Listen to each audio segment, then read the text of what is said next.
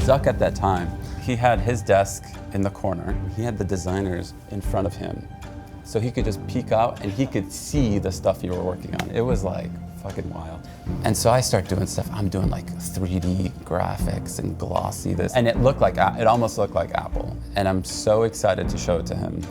And then like a few days in, he sits down next to me and he looks at what I'm doing and he looks at me and he goes, you know, you can't just come in here and shit on our style. Ben Blumenrose was at Facebook in the beginning and was vital to shaping how the world connects today. Then he walked away to back a thesis the Valley dismissed: design-led companies. Today, he's built Designer Fund into validation of that bet, backing Stripe, Figma, Notion, and Linear before the world caught on. Today, he's revealing what he saw in them that everyone else missed. Super excited to have Ben Blumenrose here. He was an early designer at Facebook, joining in 2007, and he's the founder and managing partner of Designer Fund, one of the first, if not the first, design-focused VC fund, which apparently in retrospect was not a good idea to many people, but it's obviously perfect timing for a fund like this. It's great to have you here. Oh, thanks. Excited to be here. So I want to start off with your time at Facebook because I know you have so many good stories. I read that you were really focused on user education for new products. Yeah. And I'm curious, some might say the need for user education is a bug because the product should be so intuitive that people just figure it out. So I'm curious, in your perspective, where do you decide this is intuitive enough that the rest we can take over with, tool tips and guides? Yeah, so I think it depends on the scale of the product that you're working at. But we got to, I remember we had a point of view that users should not need any user education. It should be so intuitive, someone should just be able to land there and just go. But we started getting to a certain scale where for me, it became obvious that you want some sort of hand-holding for some people.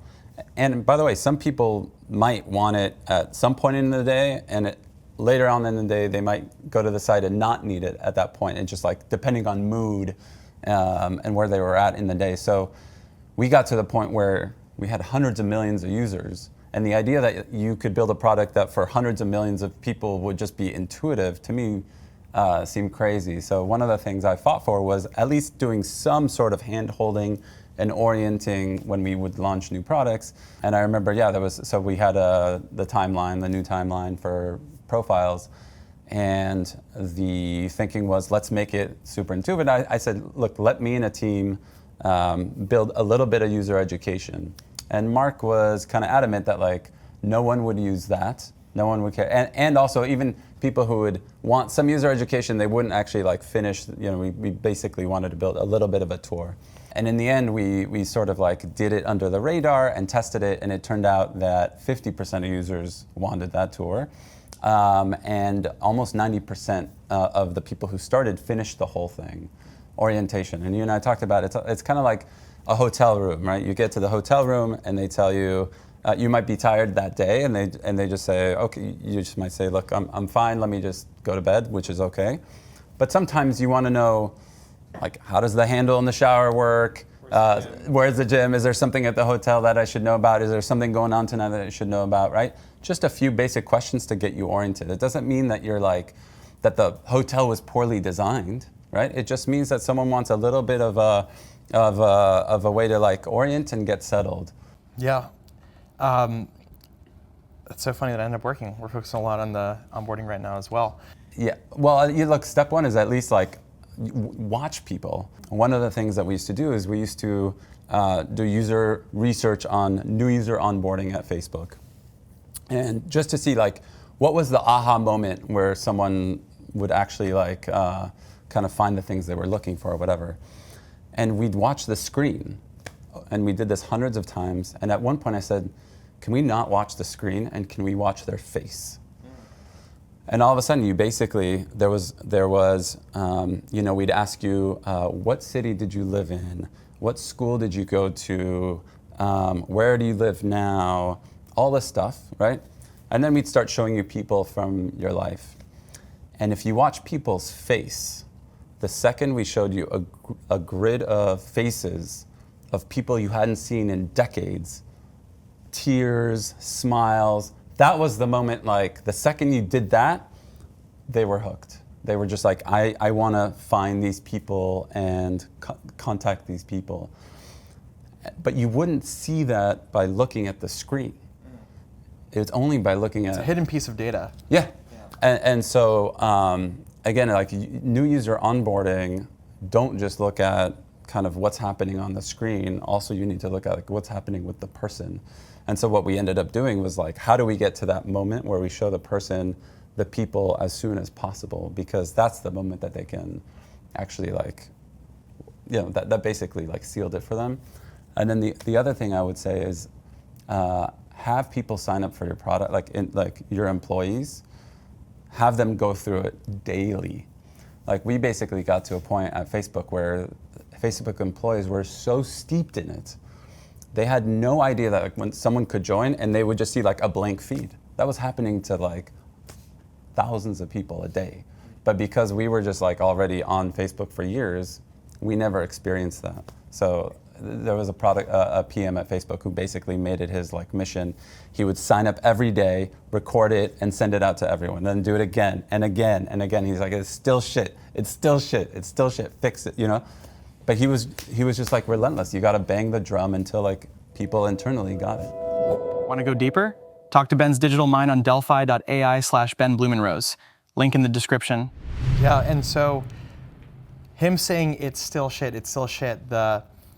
this leads into my next question on, does he stop because of data or because it feels good? And there's a story where a designer at Facebook moved the add friend button because he thought it would look better. Yeah. And it actually... It's not just look, I mean, he actually thought like that's where all the buttons are. It should go where all the buttons go. Yeah, so it's maybe intuitive, but it led to a 3% drop in friendship. And apparently the head of growth at not friendship in general, in friendship at Facebook. That was Facebook that led to a 3% growth, the platform itself.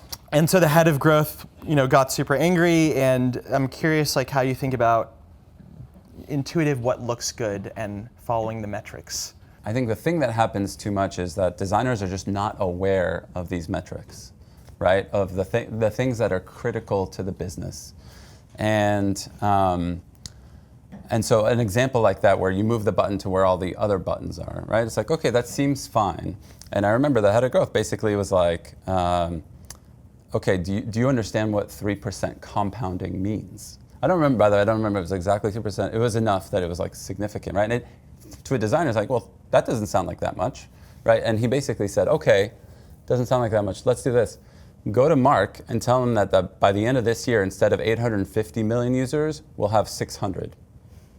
And then see if he likes that button placement, right? Now all of a sudden it's like, well, wait a second, what do you mean? Because 3% compounded daily, that's what the trajectory difference looks like, right? And what does that mean in terms of revenue for the company? And you as a designer, you have to know that that's what you're impacting, right? If you don't, you just look like an idiot. And you probably, like, rightfully so. So I think designers at the very least need to understand the metrics that we're impacting, and have a sense of when we make a decision that maybe is at the very least neutral, or maybe even if it like briefly makes the metric go down, you better be able to answer for why what you're doing is worth that hit. Because if not, it just makes designers look like all we care about is aesthetics, and not the final output. It needs to be impact driven. Yeah. You talked about how at a certain point there wasn't really clarity on when to bring an idea to mark. Yeah. There wasn't really like structured process for new ideas. Yeah. And so I'm curious, what made you feel like you needed to create a structure, and did you come up with a when to say no list to new ideas? I would say we actually didn't do a great job here.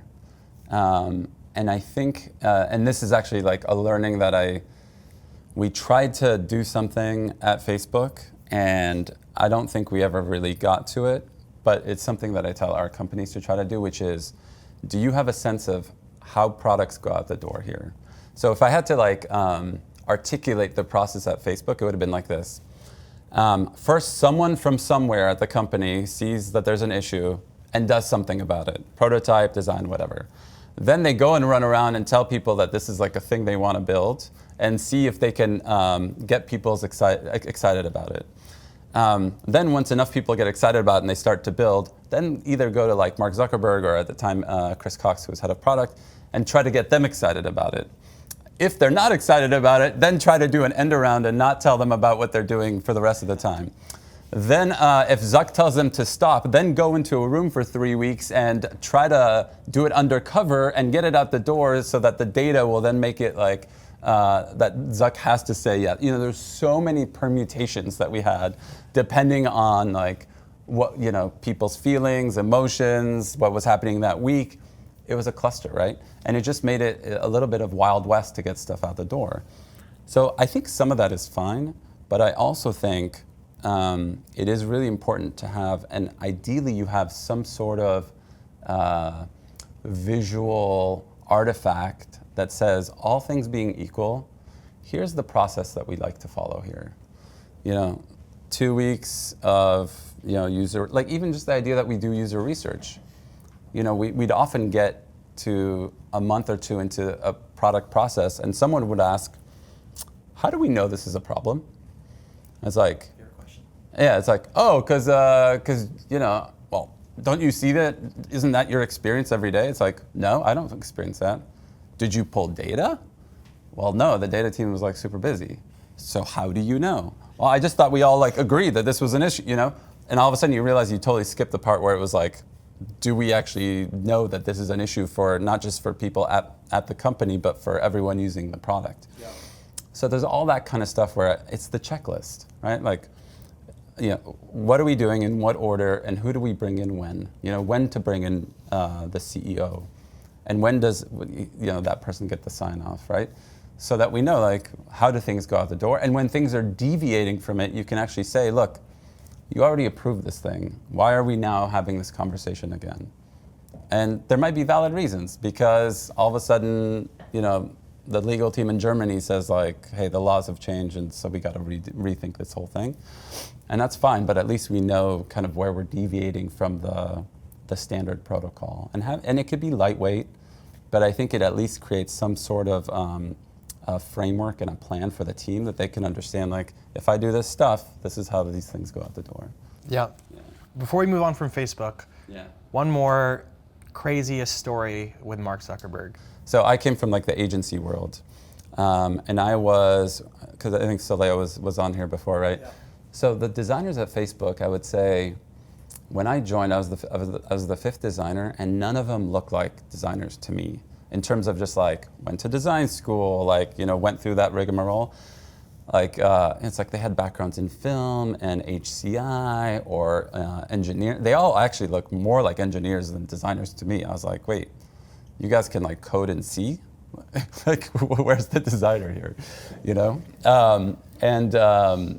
And so I came in and I was just like, and I don't know if you're probably not old enough because you were like 4 at this time, but like the site looked almost like a wireframe. It was like undesigned. And I came from the agency world where it's just everything was like glossy and beautiful and whatever. So the first project I get in and I'm just like, I'm gonna blow the doors off this aesthetic. Like I'm gonna make this look like 100 times better than what it looks like right now. And Zuck at that time, he had his desk in the corner, and you would design on 30-inch monitors, and he had the designers in front of him. So he could just peek out, and he could see the stuff you were working on. It was like fucking wild, which is why so many of us would like find nooks and crannies to like escape. And so I start doing stuff. I'm doing like 3D graphics and glossy, this like stuff that actually probably right now would be really cool. And it almost looked like Apple, right? And I'm so excited to show it to him, and I'm trying to like hide it, whatever. And then like a few days in, he sits down next to me, and he looks at what I'm doing, and he looks at me and he goes, you know, you can't just come in here and shit on our style. I was like, dang. I was like, well, what do you mean? Like, what did you hire me for if not to come in here and push the thing? And he said, come in and understand why we do the things that we do and then earn the trust, and then move the needle. And it was, as a young, I was, 20, at the time I was like, what is this, what's this guy's deal? Like, what the fuck? But later I found out that actually, as an example, speed was like critical to Facebook's success. So much so that they literally tested, this is an example of like a designer not knowing metrics. We actually fake throttled certain users to see what it would do to their usage. So like you would be in San Francisco on high speed, and we would throttle you 10, 20, 30% in speed just to see the impact of your usage on the site. And it would drop you. Like you would use it less if it was slower. And so the site was actually designed, like the wireframey, it was an aesthetic thing too, but it was also like, it happened to be just the fastest way to get a site to load because it was like very few graphics needed. And that was a big part of why it won. It's a good segue to, learning more about how you think about design. And at Facebook, you had to design for the individual, but you also had to design for the system. And you've talked about the difference between human-centered design and humanity-centered design. Yeah. And so I'm curious if you have an example of something that looks good for the individual, maybe a design decision, but maybe doesn't really work when you zoom out and think of a network or a system at whole. Yeah, I think we need to, it's not that human versus, it should only be humanity and not human, or ideally these things go hand in hand. Mm-hmm. But I think too often people basically say, let's give people what they want, versus let's give people what they need, or help them understand what they might want.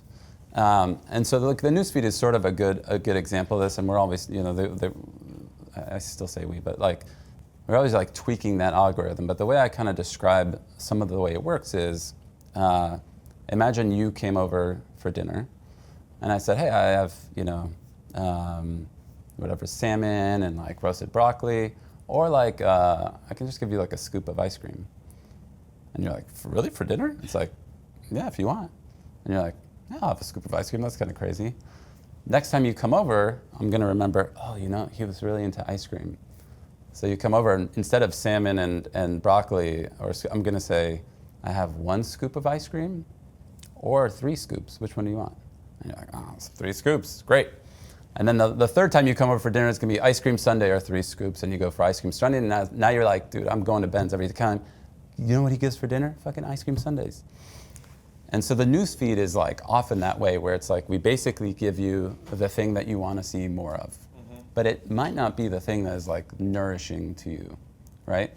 But like, we always took the point of view of, well, we shouldn't be in the business of like dictating what's good for a person.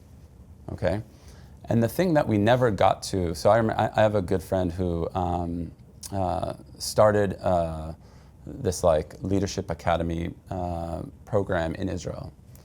Thousands of young Israelis now go through this thing. And when I was in Israel many years ago, and basically I was sitting in the desert with him. And earlier that day, I got an email that said that Facebook had just surpassed television in time spent. And I told him this, and his head exploded. He was just like, that can't be. That just cannot be. And I'm like, I'm telling you, I know the numbers, I know the number of people who use it, and I know how much time they spend on it. Like, it's true. And he said, how many people are responsible for what goes in there? I was like, you could probably fit them in a little room. There's like 15 of them. Yeah, and he's like, how old are they all? I was like, probably most of them in their 20s.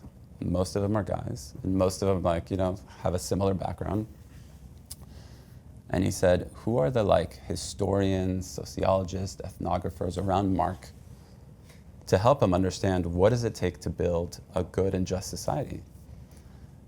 I was like, what are you even talking about? What are you talking about, for real? I was like, do you know how these companies work? A council of elders? What are you talking about? I was like, there's no one like that. He might have mentors, but it's not like those people are sitting in a room helping us understand, hey, historically, when power was put into these people's hands, or when this kind of information was disseminated, or the printing, all this other stuff, we were smart and curious people, so some people went and sought that out. But man, we could have been, it's the same thing like a designer who doesn't know the data of the thing that he's impacting. It's the same thing. It's like you have to have a much more holistic view of like the history that you live in, right? And understand the impact that you have, and those people need to be in the room. And I remember when the first kid passed away who had a Facebook account.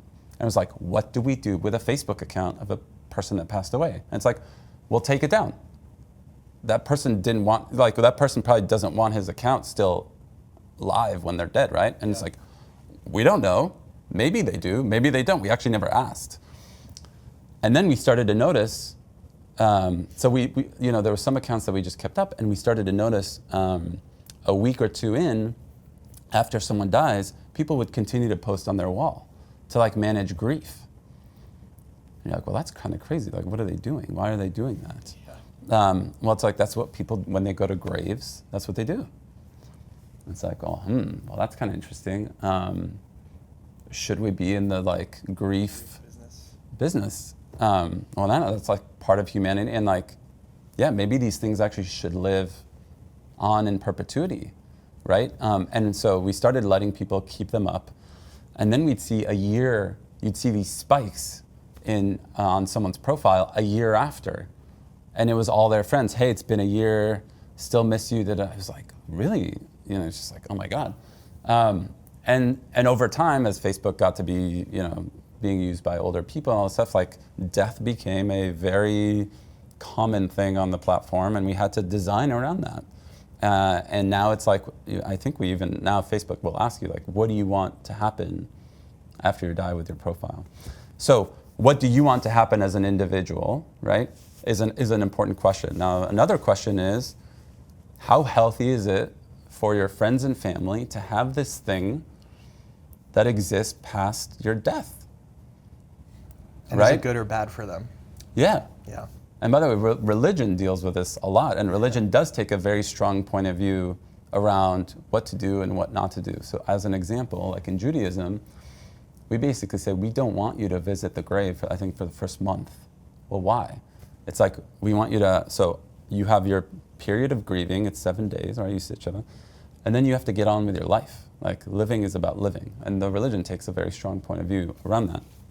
Well, like, a lot of tech companies and tech products are like, we don't want to dictate that. Like, it's like, what? Like, at least have a point of view around, what is like a healthy process through this, and maybe let people kind of navigate some changes.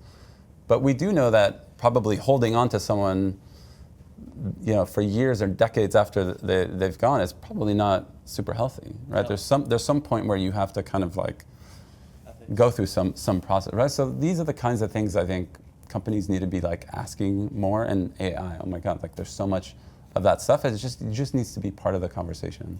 AI has kind of commoditized just like MVPs, spinning up the average of designs. Yeah. So I'm curious, where do you think the edge for designers today, where does it lie? And what do you see your 100x AI first designers doing that make them ahead of all the rest?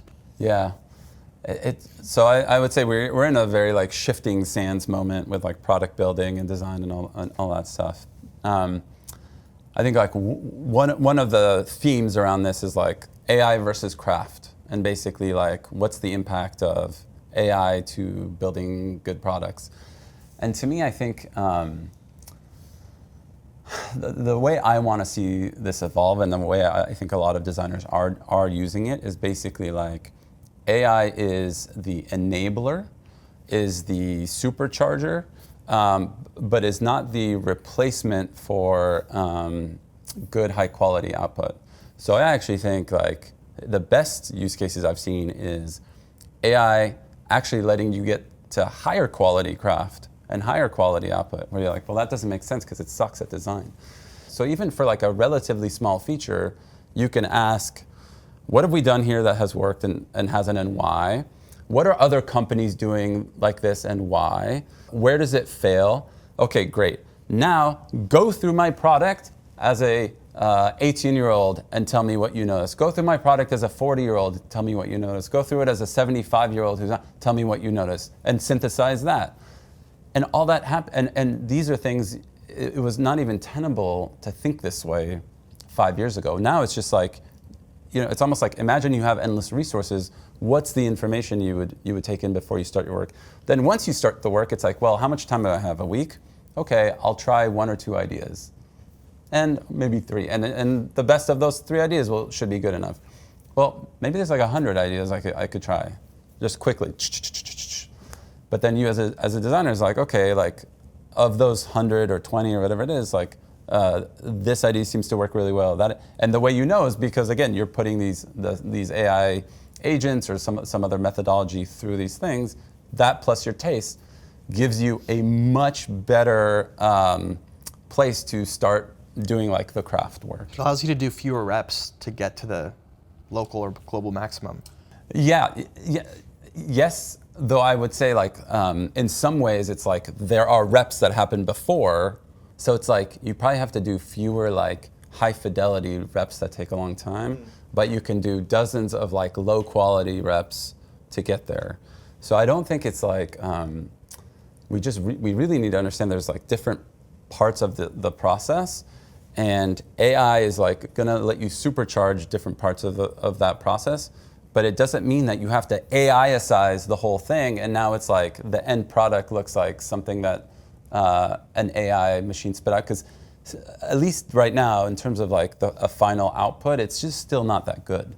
As far as design, like engineering is quite good, but design-wise, like it doesn't hold water to like really good designers yet. Do you see that on that final mile, like the finesse, the interactions, or is it more in the UX and being data-driven? Look, design is this thing that you can apply to so many lenses. Yeah. So I'll give you a great example. So when I joined Facebook as a product designer, one of the first things I did was, I was like, how does this company like even work? Like who's making decisions and why? And the company I think was about 150, 160. So I was like, I want to have an image in my head of this company and what are we doing, right? And who's like kind of holding the strings. So I ended up setting up meetings with every org, and I was just like, look, I'm a designer here. Forget what you know about designers. That if I could design for your team, and I met with head of legal, head of HR, head of customer support, what would you do with that? And almost universally, all of them were just like, I never even thought about it. I can't even imagine having a designer, so I don't even know what I would do with that resource, right? And so one of the things that happened out of that process was like customer support. We had 50 customer support reps that were all 21 to 24, all graduates of Stanford, Harvard, and MIT, and they were the judge, jury, and executioner on Facebook. And the stuff that they were being put in charge of to decide is insane, right? You're talking about someone saying, hey, my friend is threatening to murder this guy on campus. You need to do something about it. And they need to know to escalate that to police, right? Or like, there's just so many things that were like societal that these people were. This wasn't like I'm returning a pair of Nikes. Like this was like real fucking things. And dealing with all those things at scale was hard as all hell. And so I went and I talked to you a little bit. I went and I sat down and I just said, let me spend a day to understand what's going on with customer support. And I sit down, and they basically all had these common responses that they were told, like when someone's like locked out of their account, use this common response, right? And I'm sitting down with the first person, and he says, okay, here is a common response I'm supposed to reply to. It's not that good, not a good response. Here's what I do. And he pulls up this like the sticky notes app, and he had all his common responses in a sticky notes app, and he was using that. I was like, oh, well, that's interesting. This guy's gone rogue. But like, he seems to know what he's talking about. Then I went to number 2. I watched her, and she's like, okay, this person, they want to report something. There's a common response for this. I don't use the common response. I was like, you don't? She's like, no, they're not that good. Here's what I do. She pulls up a Microsoft Word doc. She has all hers in a Microsoft. I'm like, well, that's 2 people out of 2 that have gone rogue. That's interesting. And then I go to the third person, and same fucking thing. He opens a doc and he's like, I was like, everyone's gone rogue. This whole fucking place is rogue, right? And no one knows, right? And by the way, all these kids, and I call them kids because they were in their 20s, all of them were using these tiny monitors, and they were like flipping back and forth between tabs to do all sorts of like research and blah, blah, blah. And when you looked at the managers had these 30-inch screens, and they were doing similar work, but on 30-inch screens with like way faster because they were able to do side-by-side research. And I was like, this tool stinks. Everyone in this fucking room should get 30-inch screens like tomorrow. And basically, in a month and a half, me and 2 engineers rewrote the whole system. And literally overnight, we took the 50 people, we cut them off and put them on this new tool. And overnight, their ability was 100% increase. So instead of supporting 100,000 users per person, it went to 200,000. So it was literally like you hired overnight 50 new reps that were expensive, and now, boom, they're there. And by the way, guess what? All the 50 now are enjoying their job, are collaborating because like they were able to write custom responses that they could share best practices. So the system got better and better instead of people hiding their custom responses in a corner. And that was all because a designer just said, I want to see what the hell's going on in this little part of the org. And so when you think about like the impact of design in a company, you start thinking about applying this to every part of an organization. And that's what it means to be like design-driven, design-led as an org. So for me as an investor, like that's what I want to see. I want to see our companies not just doing it in a product or a brand, but basically bringing a design process to everything. And when you do that, it just supercharges. So there's so many areas where design is just going to be like a big needle mover that most companies don't look at it. And the ones that do are just going to like outperform, I think. Yeah, I didn't even think about design for sales. So to talk about Designer Fund, you told me this, but I'd love to go deeper into, you were starting the first ever design-focused fund. Yeah. And why did people not, what was people's reactions to that? And what gave you the conviction that this would be something that feels obvious now, but in 2014 maybe it wasn't so obvious? So it was a confluence of things. One is the success of Facebook. Basically, all of a sudden, if you were like a lead of some sort, especially a design or engineering lead, all of a sudden you started getting emails from people outside of the company. And I was getting a lot of like, hey, can you help us with design? And it's like, well, tell me like, what do you need help with? And it'd be like a company that's 3 years old, raised tens of millions of dollars, and they're like, here's the product. And you're just like, it's criminal. Who let you build with 27 engineers and a part-time designer, you know, from Eastern Europe, and expecting that would work? Like, this is crazy. And so I just got so many of those kind of things that it made me wonder, like why is this happening? And so then I went and I followed, you just like a user researcher, let's like follow the tracks, right? So it's like, well, who's investing in all these people? And I started interviewing all these investors, and they were like older, usually white, usually dudes, from engineering or finance. And to me, it was so obvious when I was at Facebook, I was just like, it's so clear that when you marry good design and product and good engineering, that's like the winning formula, right? And you started like, the more I talked to other investors, design was like this total afterthought. And I was just like, how do so many investors like not get it?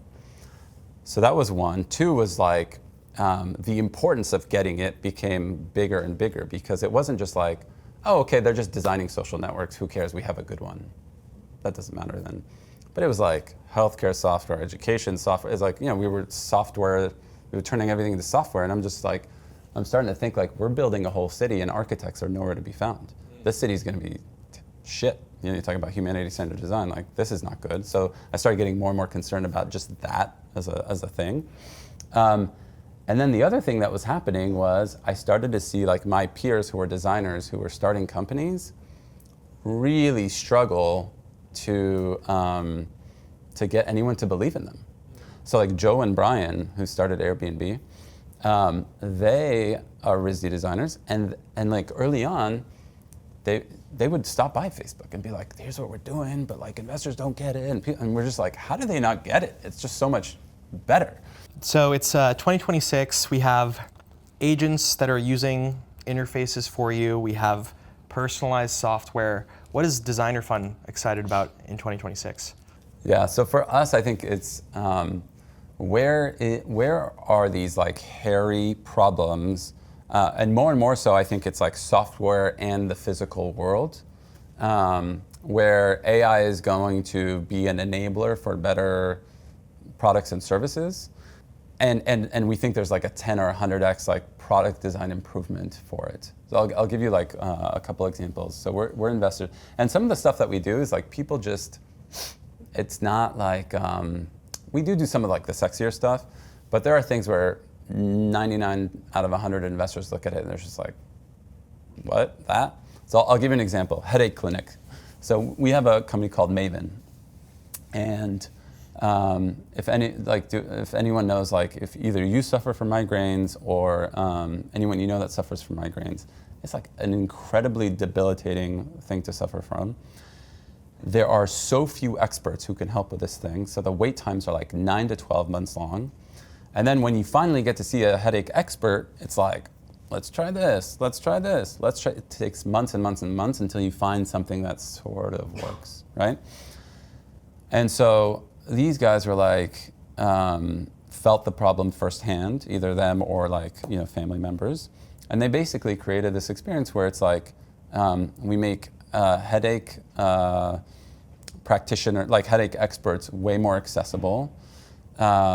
Once you get seen by someone, which is in days instead of months or years, the experience after the fact is like AI driven, right? So like the more that people get treated by them, the more data they had, the better it is. So they're going to slowly start outperforming. They're already seeing this, outperforming the original data, the original, or like the experts that are now at Stanford or whatever.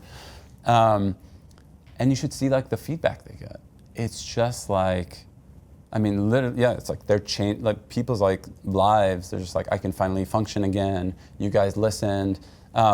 It does tend to, it's like 80 to 90% is more of their customers are women. And the feedback is like, do you know how often I go to a doctor and they're like, are you stressed? Or like, maybe it's your period, or maybe, it's like, it's still to this day, right? And they're like, no, we're gonna actually like listen to like what you're feeling, why you're feeling that thing, and based on the hundreds of people that we have already seen, here's the medication to try, here's the data input. They can get data input way better and faster than like these traditional clinics who are gonna see you 3 weeks after the fact, right?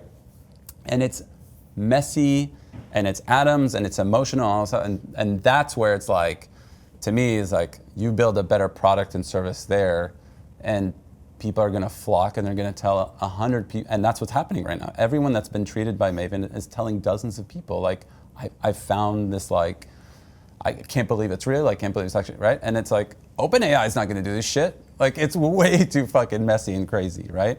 So OpenAI can enable some of this stuff, but when you actually need the medicine, when you actually need someone you need to feel supported, you actually need the treatments physically, right? So that's the stuff for us, like, we get really excited where there's a lot of user experience around it, a big meaty product. I love when someone tells me like, even with AI, this is gonna take like 2 years. I'm like, great. Yes. Yeah, because the things where it's like, hey, in 2 months, we now have like millions of dollars and hundreds of thousands of users, I'm like, you can lose them that fast then. Mm-hmm. And another company can build this just as fast. So I want things that take forever to build. I love that. And what's one question do you wish you were asked more? What's something about our product that should be improved? So I think... I'm going to ask you that after this. Yeah. But I was talking to this guy, and then it turned out he was like the guy that started Substack.